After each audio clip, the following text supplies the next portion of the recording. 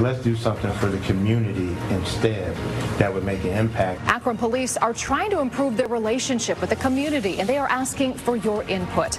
That is where we begin tonight. So let's get right to News 5's Remy Murray, who has more on their new approach to policing. Giving the community a seat at the table is what Akron Police Chaplain Michael Murphy says he plans to do this Sunday to bridge the gap between police and the community. I'm Remy Murray to explain his next steps and how you can be a part of them. It's been rough in Akron lately. Less than 40 miles south of Cleveland lies the city of Akron. While the town can be considered mid-size, the issues of crime and gun violence are far from what you might expect from a city of nearly 200,000 people.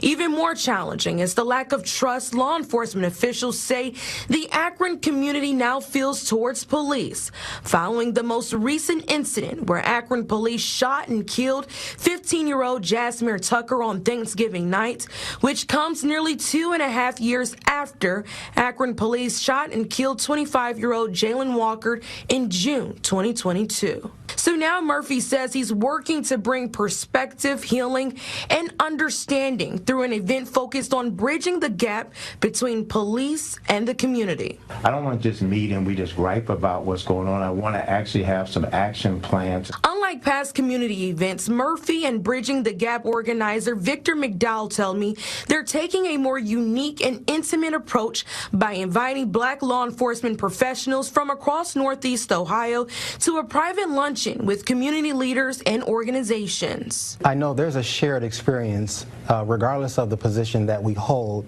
because the color of our skin doesn't change because of the jobs that we have, but that also plays into how we engage in. Among the groups participating in Sunday's discussion will include 100 Black Men of Akron President Michael Murphy and the organization's mentees. One thing that creates a problem for a lot of our, not just our youth, but some of our people in our community is that, you know, they hear a lot of things from other people, but not getting the true facts about things. And so this gives them an opportunity to hear from some people. Once this dialogue ends, Murphy says they will come together as a group to discuss and then use this information during the free and public community panel discussion that is immediately after the luncheon. I'm hoping that that's going to bring some understanding and some healing. To find out where the community panel discussion is happening, head to our website at news5cleveland.com. Hey, we want to welcome everybody to another episode of You and the Law podcast. I'm the host of the show, Virgil Green. And as always, we want to thank you for taking the time to join us for another informative topic here on You and the Law. And if you've got any questions, any comments, put those in the comment section. But we definitely want to thank everybody who is tuning in on our Facebook pages, our YouTube pages, as well as LinkedIn. Tonight, I'm going to be joined by several guests, and I want to bring our guest onto the podcast. Gentlemen, thank you for joining us tonight. Thanks for having us. Yes, thanks for having us. Yeah, man, it is definitely a pleasure and honor to have you guys on the podcast. We've been talking about this for quite some time, and now here we are having a conversation about policing in the church. And so, you know, Victor or Pastor, we'll let you start it off, just kind of introducing yourself, who you are, what you do in Akron, and how did you become the first Black clergy? I mean, well, now the first Black chaplain. First Black chaplain of the Akron, Ohio Police Department. Well, like I said, I'm Michael Murphy. I'm pastor of Prevail Church, also an entrepreneur, and I happen to be the chaplain for the Akron Police Department.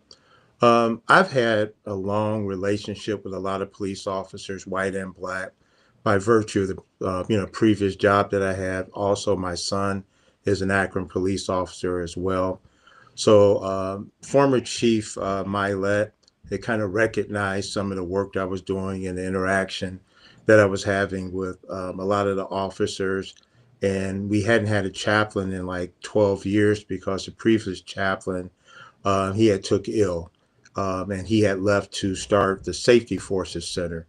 So there had been a 12-year gap. And so he asked me, and I was went ahead and after some prayer consideration, stepped in the role. Felt that God could use me to bring people together and to help, with understanding in the community. So I've been in that role almost 3 years now. Okay. Okay. All right. Deputy Chief McDowell, how you Hey, doing? yes, sir. It's a great day here in Cleveland, Ohio. It's probably about a cool 55 degrees Yeah. in May. For those of you joining in other parts of the country, we still have the heat on here in Cleveland. Oh man. Well, hey, hopefully soon you guys can have the AC. What's up? Yeah, Well, hopefully so. all you have to do now is just kind of let up the window and you get some cool air come in. That's right. That's right. So thank you again for having us on your show.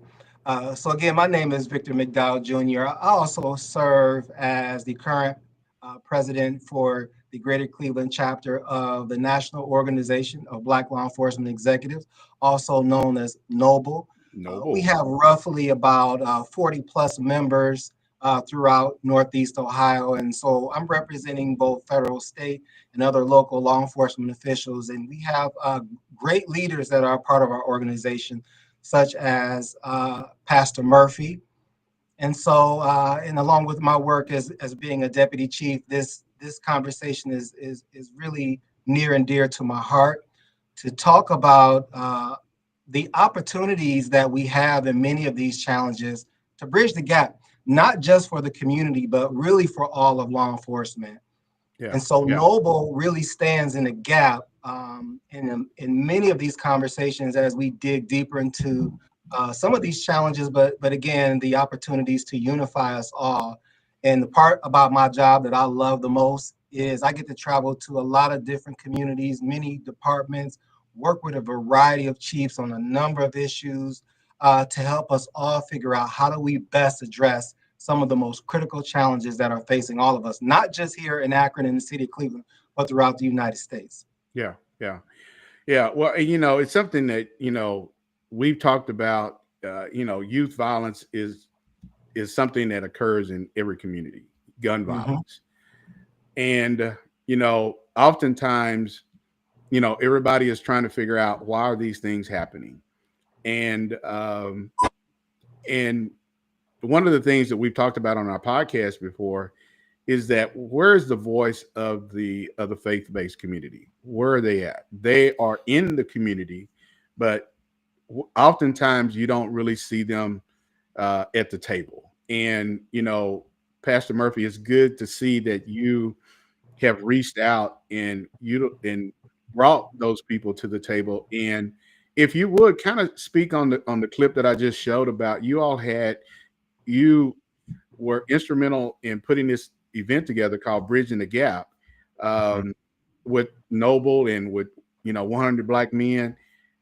Kind of speak on that, and how did that kind of come about, and how long did it take you all to really plan that and get people to really come to the table to have this conversation about what's going on in the community of Akron? Well, how it came about was it was just something that just popped up in my spirit because there have been a lot of community meetings and they ended up with people arguing with one another, being at odds at one another. And I'm just like, we got to do better than this. And so, I do a lot of studying. So appreciative inquiry was something that I have been interested in. I've read a few, books on it, articles, and, it focuses on what's the solutions and not so much the problems.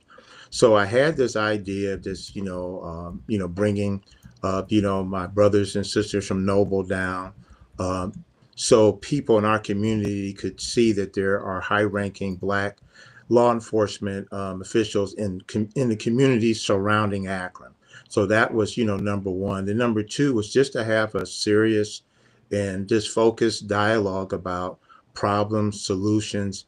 Like right now I'm thinking of, one of the topics was brought up, how can we do help without harm? That was, one of the questions. And so we just really just unpacked a lot of things. But the thing is, when you have lunch with someone, when you're breaking bread, it breaks a lot of barriers down. And I didn't assign tables. The only thing that I did was have a member of law enforcement at each one of the tables. And I let the people gravitate and go to whoever they wanted to sit with. And so, you got to plate of food and you look and you see a smiling face, or you sit down. So that's one barrier already down. Yeah. And then the dialogue, we just let them just, talk for a while. Then we had some topics that we presented. And then the task was for each table to come up with questions for the panel discussion. I had members of, city council, the mayor was there, state representative, clergy, activists, students. So it was a nice mix. And I think we walked away with, wow, this was really good that we were able to sit down and talk and get answers to questions. And, it was a snowstorm.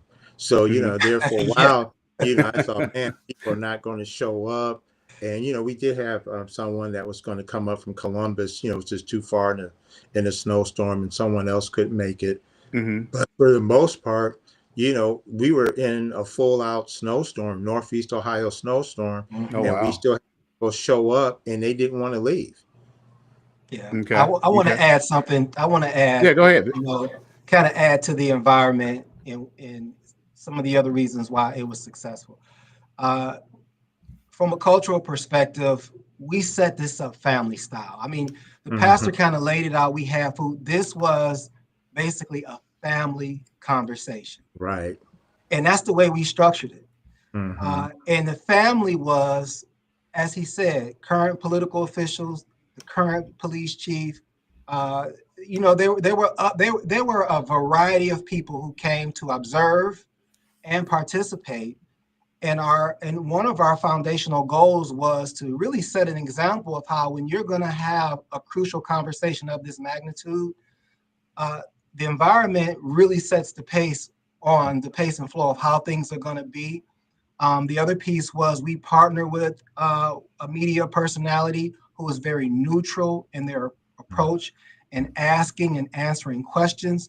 But we also made sure everyone had a voice in the room, up to and including the kids that were present, because they provided so much valuable insight to the adults present in the room. And we probably will get a little bit deeper into that as well. Yeah. So kind of talk about, you just mentioned you had the media, and oftentimes the media, you don't find the media there. And if they are there, there's kind of a narrative that they are, trying to put out to the public. How did that kind of come about? Because I know you guys have a good partnership with the media, but kind of speak on that, because that's something that you don't really see, and getting that message out. Well, Gary Esquith, he's with Signal Akron, and he's also a member of the 100 Black Men of Akron.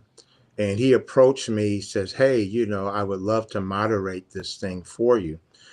The moderation piece, I think, is the most important piece in this, because a lot of times these conversations go south. So I just I said, look, I said, I have an idea in mind. I said, I want to stay on task. I want to make sure that every question that is presented gets answered. And, he stayed on task. He did a marvelous job. And every written question, unless it was, very, similar in nature, we answered. Oh, okay. Okay. And Now, to back on the planning part, I think it was less than 30 days. And we had to change the venue. Yeah. So kudos to you for your agility and your connections to pivot in that short time. I forgot about that. Yeah, and as you mentioned, this was in a snowstorm. Yeah. Yeah, and and I have to say this, y'all in the Cleveland area, so you're kind of used to the snow, kind of like how people are in Minnesota. They're used to the snow, so it's no big deal. But when you are not used to the snow, and you come from a state like I come from, Oklahoma, coming to Minnesota, you're not prepared to deal with that type of snow. So people in Ohio and in Minnesota, it's just normal to them, because it's like, oh, well, they'll clear it. It'll be gone. So, but anywhere else, no, it's not normal. But see, in Ohio lately, we've really had mild winters. Basically, what we have, some cold temperatures, but boom, we'll have a snowstorm, and then it'll be, 6 weeks, and everything is kind of cool, and we'll actually have some abnormal temperatures, and then bam, there's another snowstorm. So we had got lulled into this false sense of security, and then all of a sudden, I'm planning this event, and all of a sudden, man, I'm looking out and the snow's coming down. I mean, it was, how many inches did we get, Victor? That one's about 7 or 8. I would probably say if it were a regular work day, schools most likely would have been closed. Absolutely. That much, yeah. Well, Victor was up here, in February? What was that? That was in February. February, and it was. I think did it end up snowing when you were here? Listen, the snow y'all get is disrespectful. I'm from Cleveland. I was like, I don't know. I was like, it's just snow everywhere. And it seemed like it was piled up on the sidewalks. I said, man, I'm going back to Ohio, man. Our snow is tame. Yeah. So I was, I picked him up at the hotel the next morning. I was, for me, I'm like, man, if this brother was not here, if he was not up here on business with Noble, me being his mentor, I wouldn't be getting out. So, all right. Well, hey, if you just now tuning in and joining the podcast, we've got on Deputy Chief Victor McDowell and Pastor Michael Murphy, who is also the chaplain with the Akron, Ohio Police Department. And tonight we're talking about policing and the church. And we're talking about an event that was held some time ago, Bridging the Gap. And this conversation is surrounding how the Black community can have bring the clergy to the table and have a conversation about a serious issue that's going on in our community, which is gun violence and youth violence. And it's not something that's going to go away. And in the Cleveland area, Akron area, you guys have had 2 pretty high profile incidents involving officer involved shootings. And so with incidents like that, how challenging has it been for you, particular pastor, in your role as a chaplain, to really have these conversations with so many different faith-based leaders about, we do need to sit down with the police and we do need to get some answers, but we also, you don't have a voice if you're not at the table. Right. Well, and I think that's part of my role, is to, bring people together, bring them to the table. Unfortunately, with these events, especially before all the information comes out, we have this historical trauma, right? As people of color in this country. So we always default to naturally the negative. And so, my piece is, not to try to change a narrative or anything like that. Just get as much information as you can, believe in the investigation and just, go with things as facts come out. And sometimes that's easier said than done, with certain people. But I think the thing is, as a pastor, when we get up and present the word of God, we try our best to be accurate and, to be informed. And I think we have to do the same thing in the space. I understand the cultural trauma. And, I told the chief this. I said, if it happens in Florida, it's happened in Akron. If it happens in Boston, it happens in Akron. We have this cultural trauma. And I think that's the other thing. I think the church has to do a better job as helping people unpack that trauma, providing the resources and all that, because it's just one thing after another, after another, after another. And at some point, the pot's going to explode. Yeah. Yeah.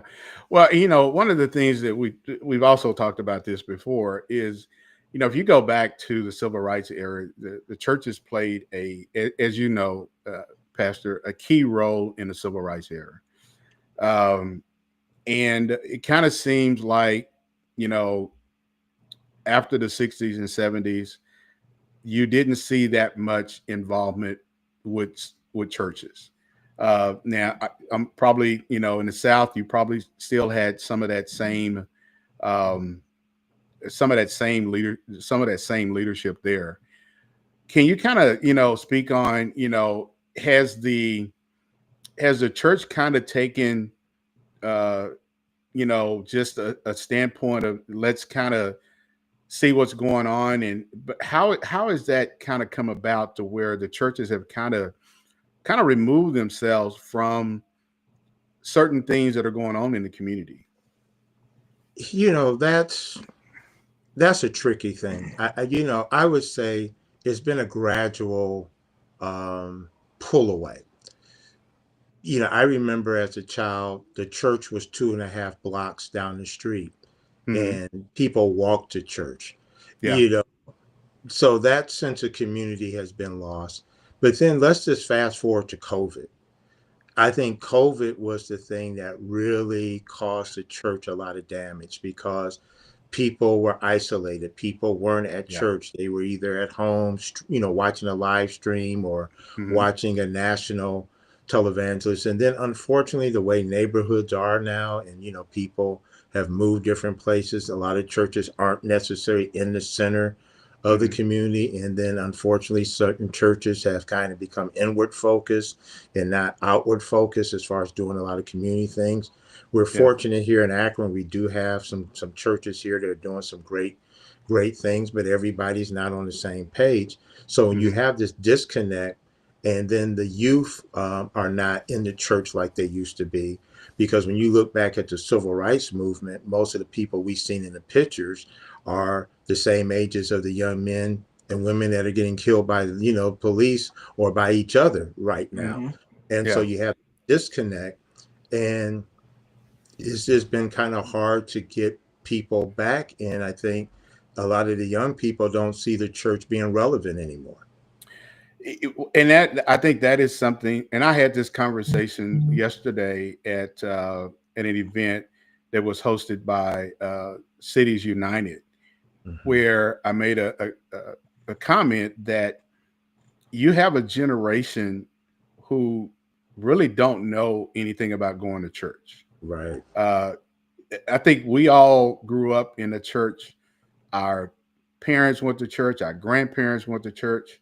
Your great grandparents went to church, and you just don't have that sense of where young people, it is something that you get up, you go to church on a Sunday morning, you go to, Sunday school, you go to Bible school, you go to, Wednesday service. It's just not there like it was when we were coming up.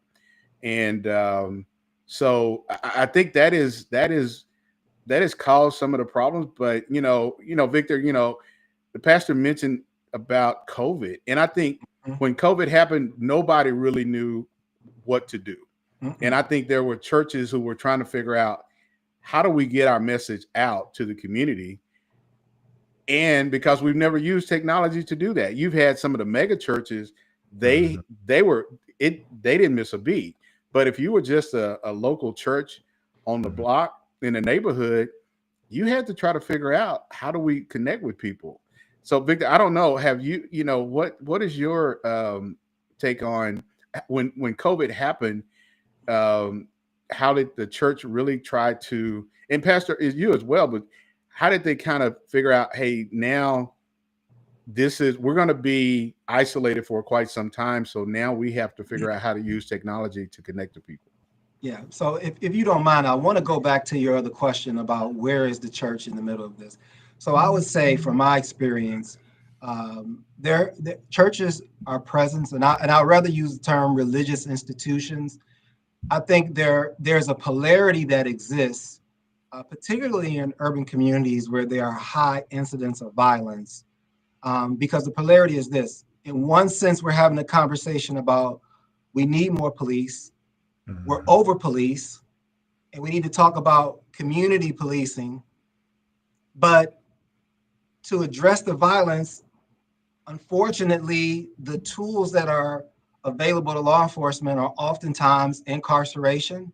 And so now you have these repeated negative interactions because most of these officer-involved shootings resulted from citizens calling the police for assistance, which the police officers are there to do. But the unintentional consequence or the unfortunate end result in some of these cases, whether the officer was killed or injured, or the suspect, the person of interest they were dealing with was killed, that's an unintended consequence. And so your heart is broken in a sense that, even me, I always say, I still need the police. And that's one of the things I tell people when I talk to them. I may be an officer in an executive role, but where I live, I still rely on someone else to provide a level of safety for me should I need them. But how do I want them to show up? Yeah.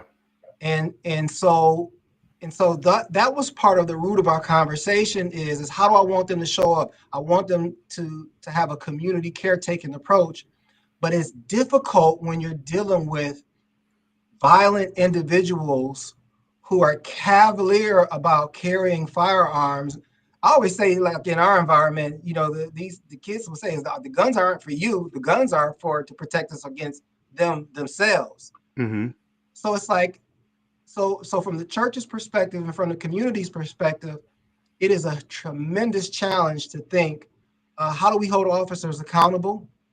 But also, how do we hold the community members accountable when they continue to disrupt the community without incarceration? No one has come up with that answer yet. We just come up with Band-Aid fixes. Yeah.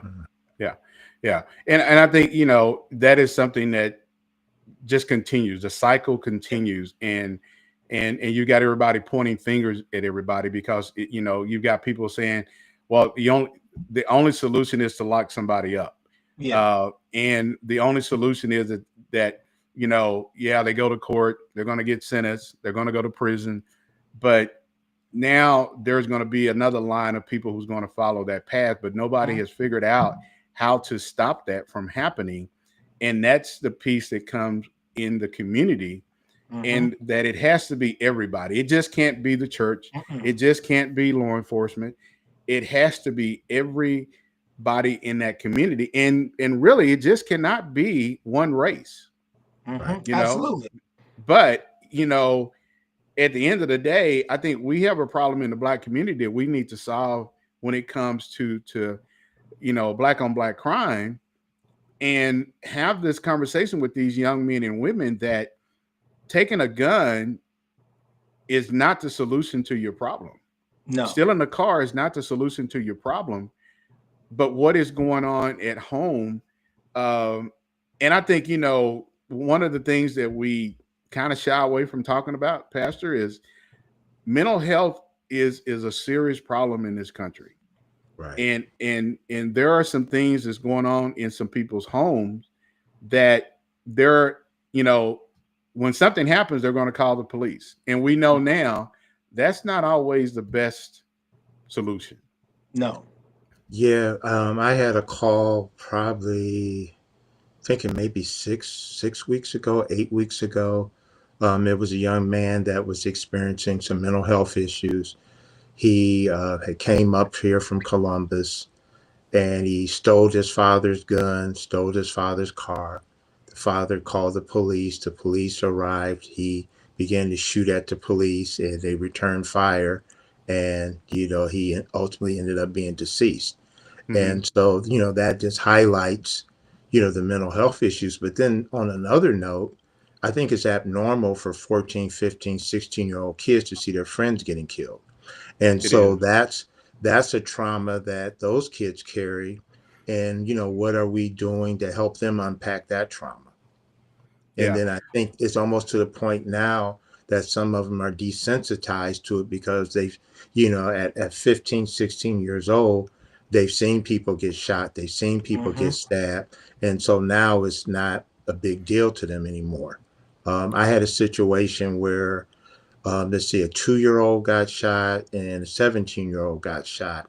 And, fortunately, the 2-year-old survived. So I was there at the hospital. I went, spoke to, the family of the 2-year-old.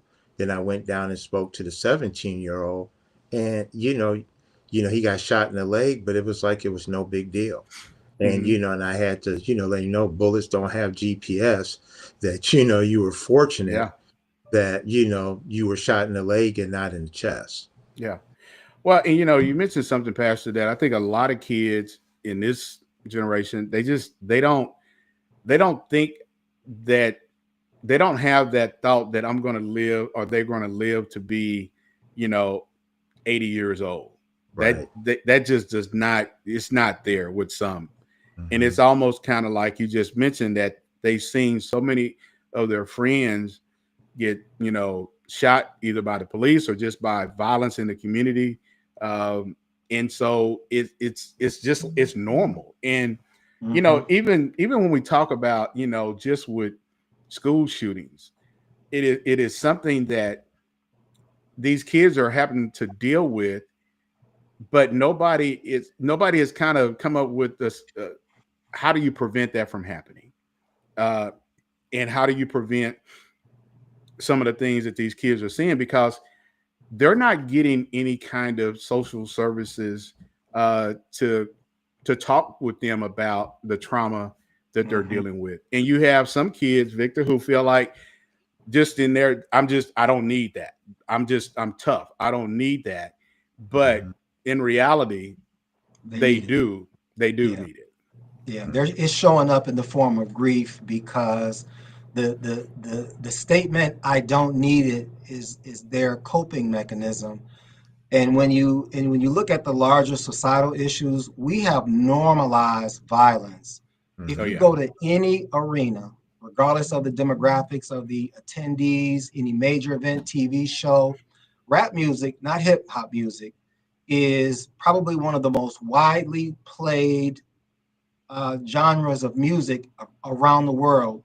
And so, what many of us in our quiet circles will say, that's derogatory. I would never say that out loud. It's inappropriate. But society has also normalized this type of behavior where it's now a form of a profession.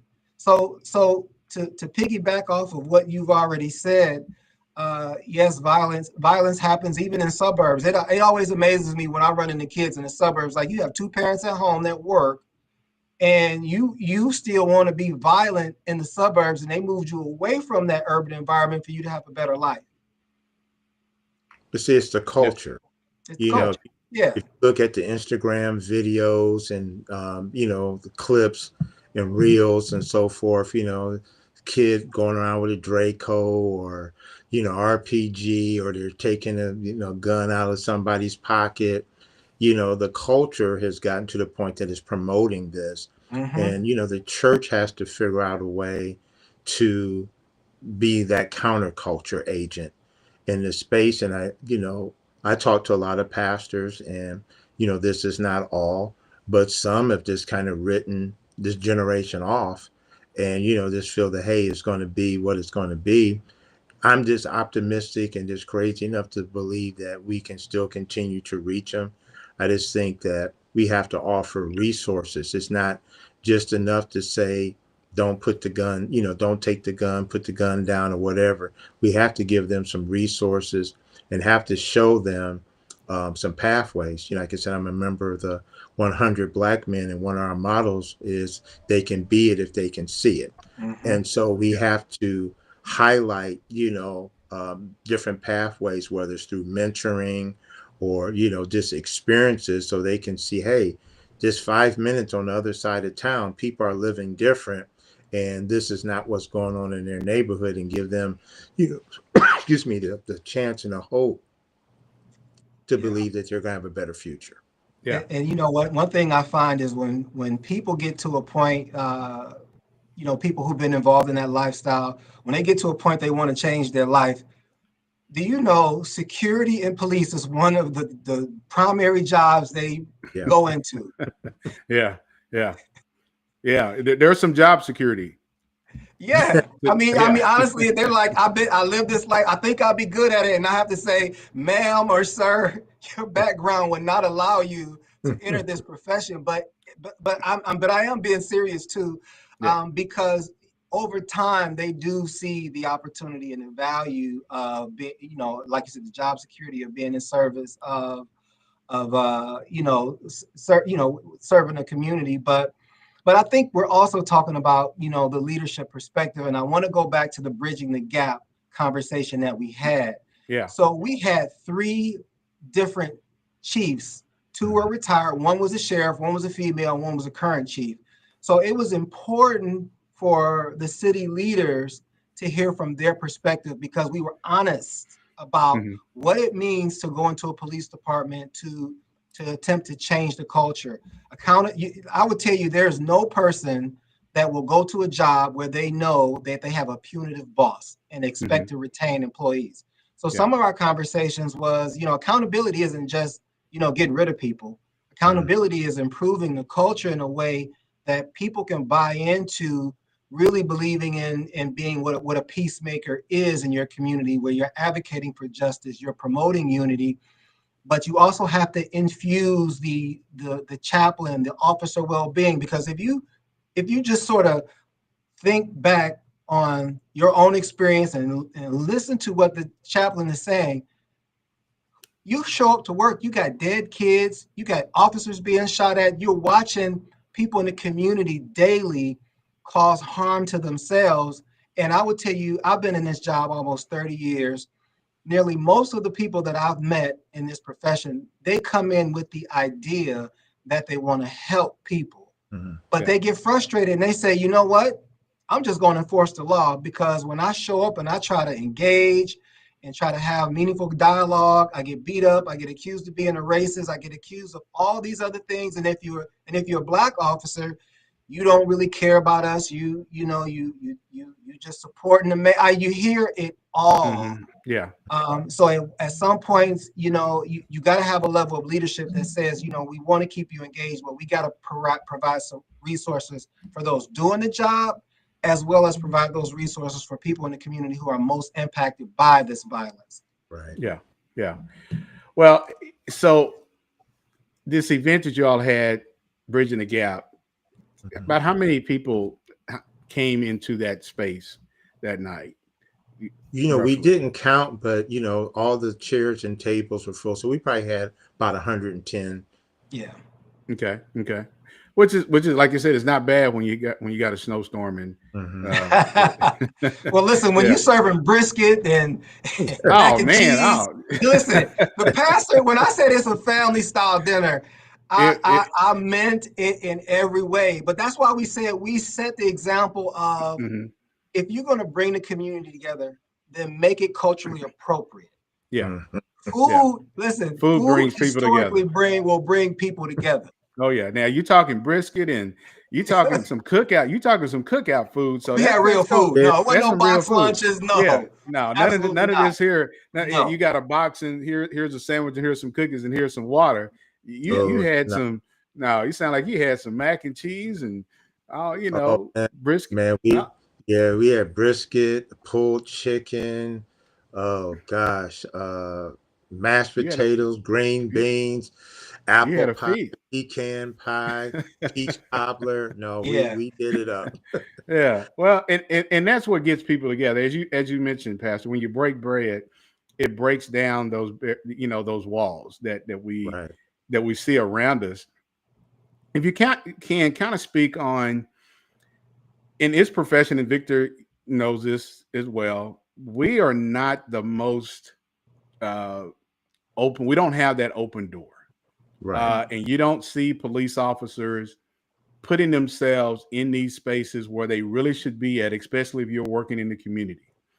And I'm going to share something with you all that we talked about on our podcast some time ago, where I want to say it was in upstate New York. A group of kids were walking home from school. There was a police officers. They were looking for a stolen car.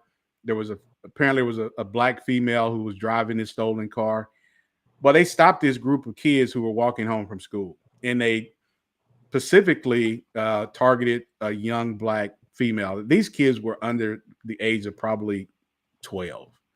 And so the kids are telling them, hey, we just walked home from school. It's snow on the ground. but they handcuffed this 10-year-old, questioned the kids about, where they were coming from, and basically said, hey, we just came home from school, and we don't steal cars. And one of the officers said, well, how do we know that? You all look alike.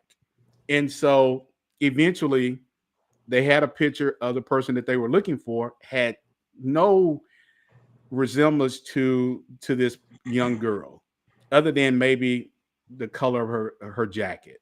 So they let her go. Her mom was really upset. Now this little girl does not want to walk home from school. The other kids don't want to walk home from school. And I bring that up because if these officers had some connection to that community and to that school, they would kind of know who some of those students were. Mm-hmm. Or the students would have recognized and said, hey, I know you, Officer so-and-so. And so you have officers who are coming into inner cities, working in school, or working in the community, but they just don't have that connection to the community. And that can also go for some of our Black officers who don't live in the community. So if you can kind of speak on that, because I think that is also a part of the problem, is that you don't have officers who have a really connection to the community. And if it's not in your heart, you're just not going to be there when you ask to come to the table to sit down and have these conversations. Well, I think Akron is fortunate in regard that we have had officers that are very connected to the community, that, people trust and they'll go to. All the schools have SROs. So those officers have, a chance to interact with a lot of students as well. So that's not really so much an issue. I mean, I definitely get it, and I think it's maybe applicable to a lot of other places. But I mean, in Akron, I think we do a pretty good job of that. It's just, but what's happening now is a lot of those trusted officers are retiring. Yeah. And so it's replacing those with the new faces and getting them to have that same tenure and trust in the community. Yeah. Well, so I want to speak on what you said as a chief. Based on that scenario you gave, if that family were to file a complaint, that would be a sustained complaint. Now, I want to point out that was an individual officer who was really unprofessional in their approach. That's first and foremost. Yeah. It is unnecessary. It is unreasonable to talk to kids that way.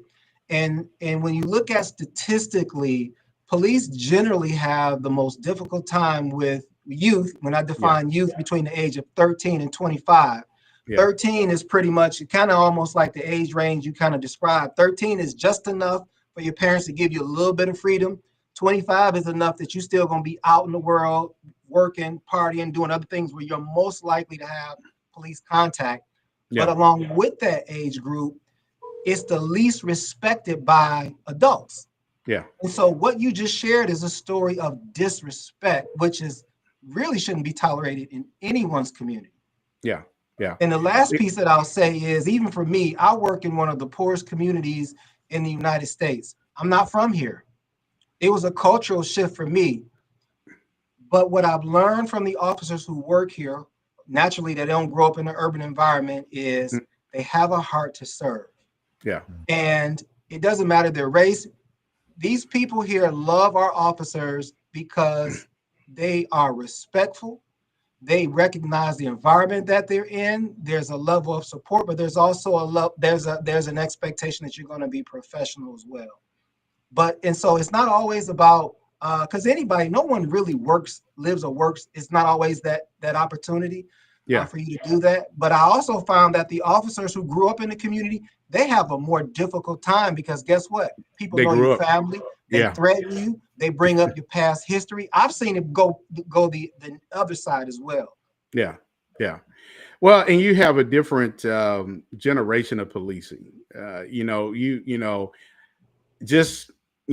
I'm from, you had police officers who were from that community, and had been in the community before they became police officers. So everybody kind of knew them. And so they were kind of a staple in the community. And so then, they worked on the department for 30 years.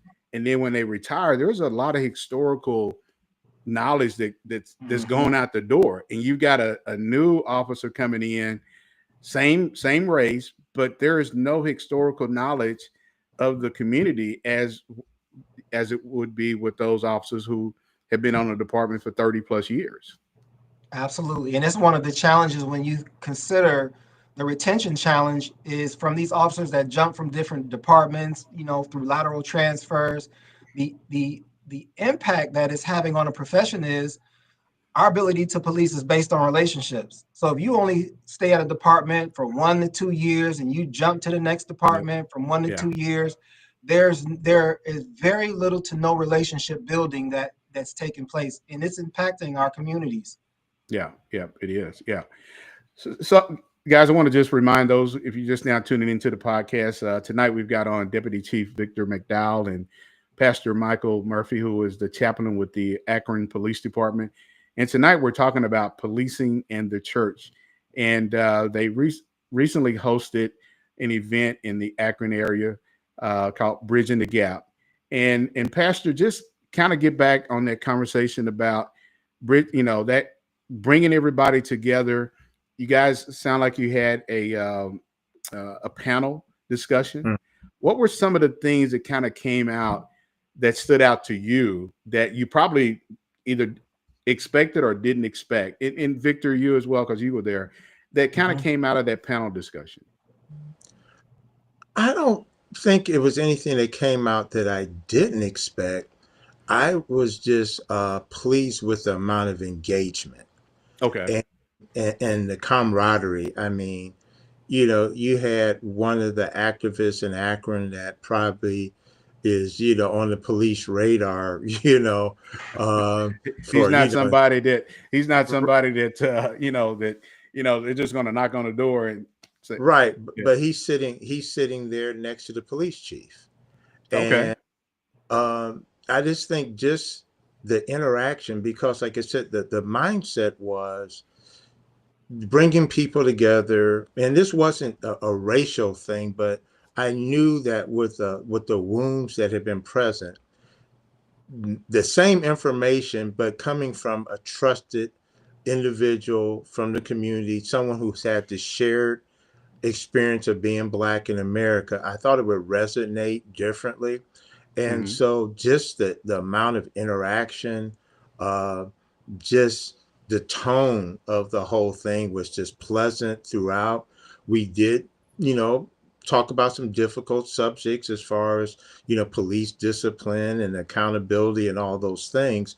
But the mood and the tenor of the whole conversation, the whole evening was just that, okay. I mean, I felt when we walked out of there that we could tackle any problem that the city had.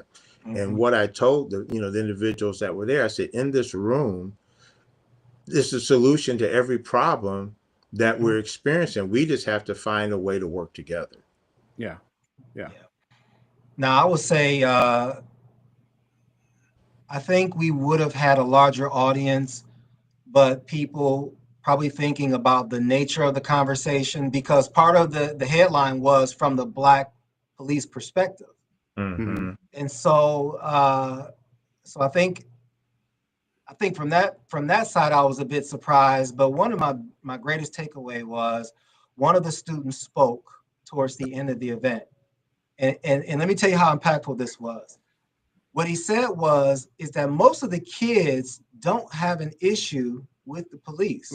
And the officers in the room need to hear that, because sometimes we perpetuate that narrative that nobody likes the police. The kids don't like that. So, but here's the most impactful thing that this kid said. He said, this current younger generation is more diverse than any other generation. When you consider they're dealing with transgender, binary, all these other labels that are now in society, that none of us, between the three of us and most of your viewers, really didn't have to engage with.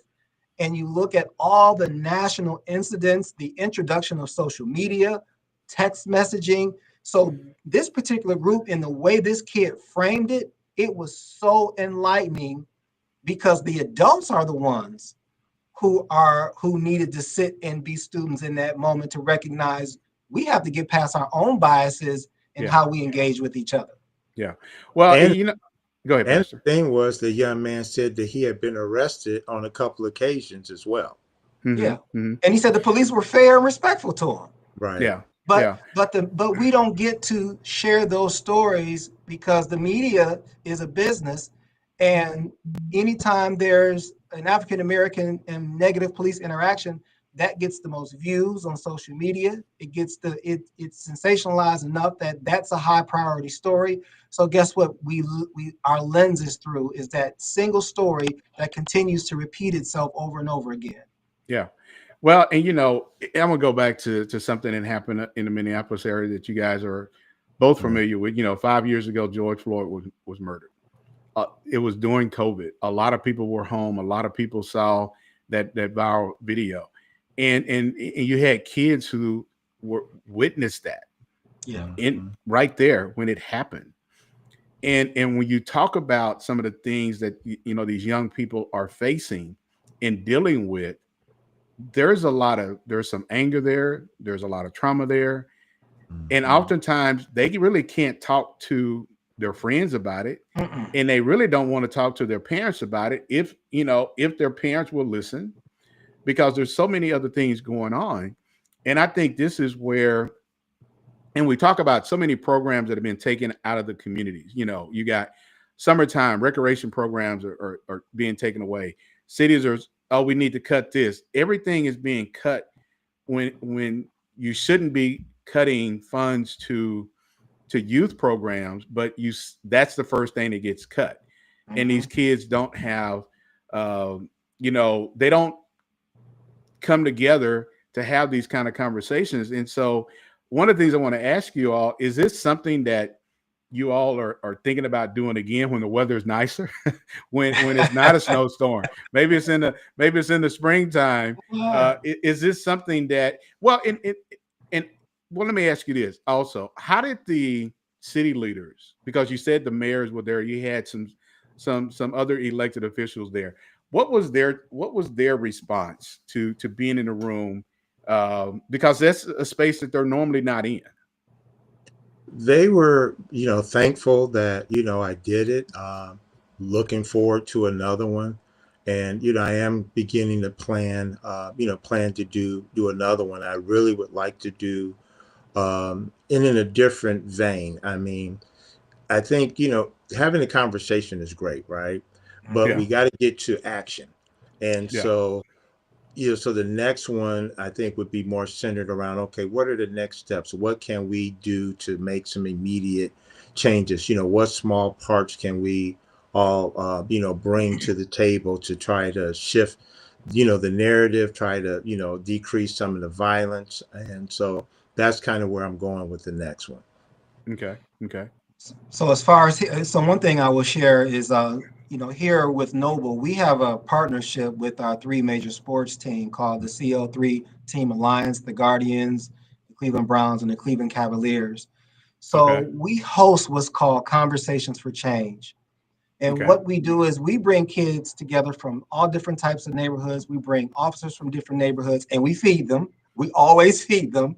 Thank you to our three sports teams who are the hosts for this event. But we bring the kids together to have a shared conversation with law enforcement. And again, the theme that often comes out of these conversations is that the officers really want to press upon their feelings and reactions to how they're being viewed.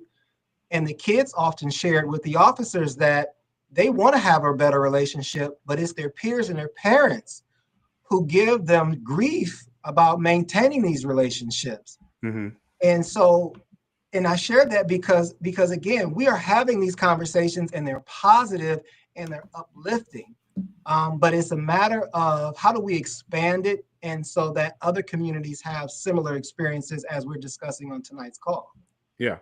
Well, when you have, you mentioned, having some major sports teams sponsoring and be behind some of these events. You don't often see that, where you've got the NBA, you've got the NFL, and you've got other sports, major sports, who are committed to the community. And I think that's one of the things that the three of us have seen, is that the NFL, the NBA, as well as baseball, they have really, and I'm gonna say, stepped up their game when it comes to being actively involved in the communities. They're putting their money in the communities, and you can see that. And so it's good to see that Noble has that partnership with those athletic sports team up in the Cleveland area. Yeah. So absolutely. Yeah. Well, guys, we're coming up on the last few minutes of the podcast, and it's been a great conversation, as I knew it would be. But just talking, I think, again, these are conversations that we definitely need to have, and especially on a national level, because every city is dealing with the same thing, and there's a lot of different voices. But how do you bring everybody together to have these conversations? And not, well, we can have them, but when you walk away, Pastor, what is how is this going to impact? And when we go back into our communities, to say, wow, this is good. This is something that we can see that's going to really benefit the community. Well, this is going to sound counterintuitive, but I don't think you can bring everybody together. Well, you're right. You find the willing participants, right? So there's some people, they're always going to position themselves as either pro-police or anti-police. Correct. I like to try to find the people that, see the whole picture and says, hey, we know we have a problem. We can be part of the solution, and let's move that way. Because what happens is you spend too much energy on one side or the other, and really you need to be in the middle. And so it's getting those people that genuinely have a concern, it's going to give their time, going to be committed to the process. And so even with this, with the Bridging Gap event, I mean, I had the panel discussion portion was open to whosoever will, let them come, right? Yeah. But the private lunch was curated. I mean, I wanted the civil rights attorney there. I wanted the activist there. I wanted the council person there. I wanted the influential pastors there. I wanted the council people there. So I felt that by the people that I curated, even though everybody from the community couldn't be there, I feel that every segment of the community was represented. Was there? Yeah. Right. And so you get the people who are willing to work, want to be in the space, and then you try to move forward with those people. Yeah. Well, and that's what's important. As you just mentioned, you're not going to get everybody at the table. No. Because everybody and I don't want people to think that everyone that was there was in agreement. Right. But there was a consensus around, okay, I hear what you're saying. I trust what you're saying, but I still have my belief that I'm going to carry with me beyond today's event. Yeah. Right. Yeah.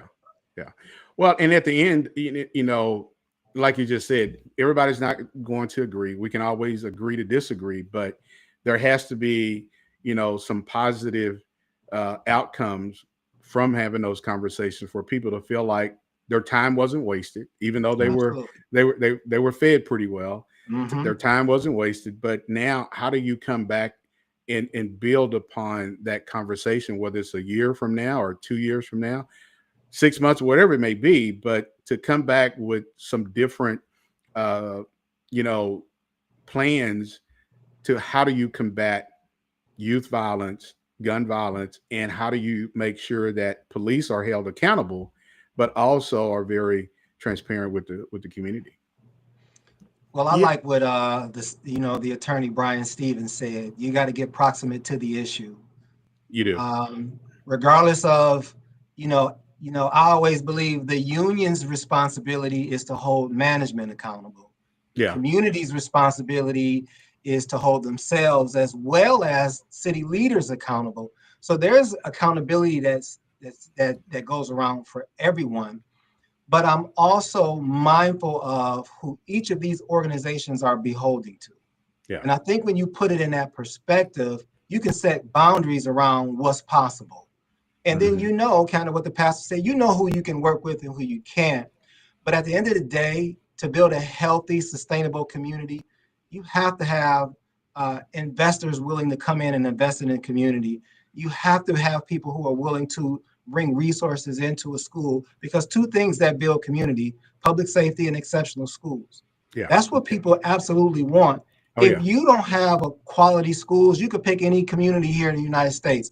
If they have underfunded schools, there's a good possibility you're probably going to have high incidence of violence, low reading scores, and other social ills that exist.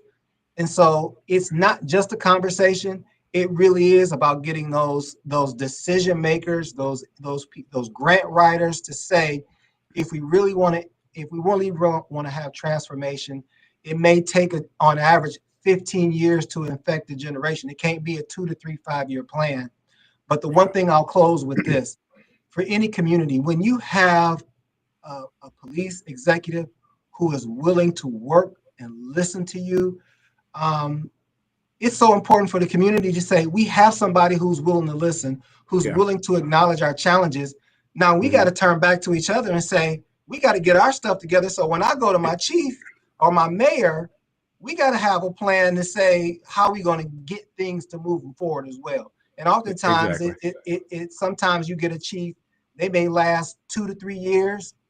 If they're external, if they're internal, they have a little bit more leverage. Yeah. But the average tenure for a chief is 2 to 3 years. You get 2 to 3 big major events, you're gone. Yeah, you are. Yeah, you are. Yeah. Well, guys, it is a little over time, but anytime you have a good conversation, it is good. So again, I want to appreciate, thank the both of you for taking the time out of your busy careers to come on and have a conversation with us on here on You and the Law podcast. So don't be strangers. I'm definitely going to reach out and, get you guys back on again and have some more informative conversation that's surrounding, this topic. Tonight we talked about policing in the church. There's many other things we can talk about. So I would definitely be reaching back out to invite you all to come back on and have some more conversation. So, all right, if I could end with this, I think the key is with the church has to be honest with itself. And correct. Sometimes, we stay in this one posture and we're not really honest about the problems that are going on. We have to understand that, some of our, constituents or parishioners live in high enforcement areas. So, that's not an excuse. And so on the other hand, if you live in a high enforcement area, you want the police, you want things cleaned up. But then on the other hand, the police have to have good customer service in those environments. They can't go in roughshod. And so we have to just really be honest about what is going on, what the outcomes that we want to see, and then just collaboratively work with the police and the mayor's office to try to bring about the change we want to see. Yeah. I say this a lot. Everybody wants good customer service. If you go somewhere and you get bad customer service, you're not going to go and spend your money there. So it is something that we in policing must do a better job of being better customer service to the people that we serve. So, yeah. Absolutely. Again, it's been a pleasure. Thank you all. And thank all of those who have tuned in tonight to You and the Law podcast, to this another informative topic. Tonight we talked about policing and the church. So again, make sure you tune in next Thursday for another informative topic here on You and the Law podcast. And if you miss any parts of this podcast, you're going to find it on Spotify, Apple Podcasts. You can go to our website, which is www.youandthelawpodcast.com, and click on and listen to our previous podcast. And Pastor and Victor, I'm always saying, hey man, you got to share with your circle about You and the Law podcast. So, Pastor, share with people in your circle about our podcast. Tell them it doesn't cost anything to subscribe. Go to our YouTube page and just check us out and let us know what you think about our podcast. So, again, guys, it's been a privilege and thank you. And everybody, we'll see you again next Thursday right here on You and the Law podcast. Have a good night. Thanks for having us. You're welcome.